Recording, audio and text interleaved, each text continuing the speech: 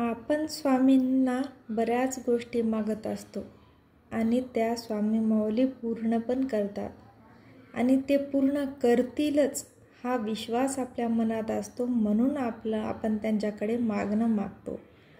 पण यामध्ये आपलं हे एक कर्तव्य आहे की आपण निष्ठेनं सेवा केली की नाही.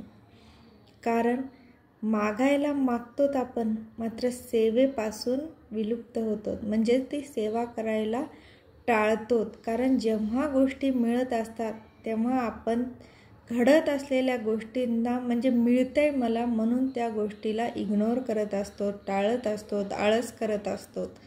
मात्र हे न करता स्वामींनी दिले म्हणून त्यांचे आभार व्यक्त करा आणि त्यांचं कर्तव्य पाळणं म्हणजे आपलं कर्तव्य असं आहे की स्वामी सेवा करणं.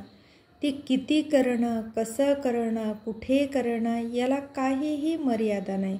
तुम्ही कितीही करू शकता, कुठंही करू शकता. ना त्याला काळ आहे, ना वेळ आहे, ना मर्यादा आहे, ना इथंच बसून करावं, काही स्नानच केलं नाही, मी हेच केलं नाही, तेच केलं नाही, ह्याच गोष्टी केल्या नाही.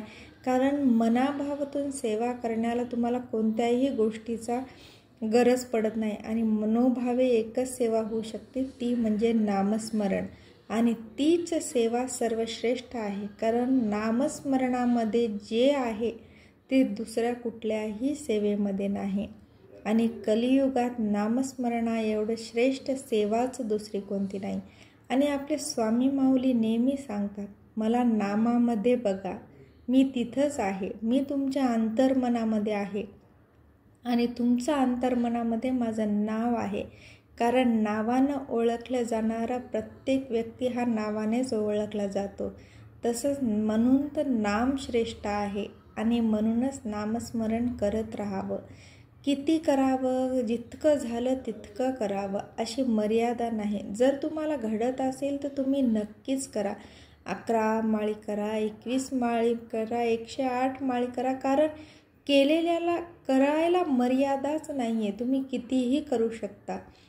पण दररोज थोडी तरी 5 मिनटं जरी वेळ मिळाला आणि आता वाटलं की चला आता माऊलीची निवांत सेवा करूया, माझ्याकडे 5 मिनटं आहे, असा जरी वेळ असला तरी ती सेवा तात्काळ आपल्या माऊलीकडे पोहोचलेली असते. कारण तो वेळ आपण मनाला सांगितलेला असते की आता मला या 5 मिनटामध्ये माझ्या माऊलीची सेवा करायची.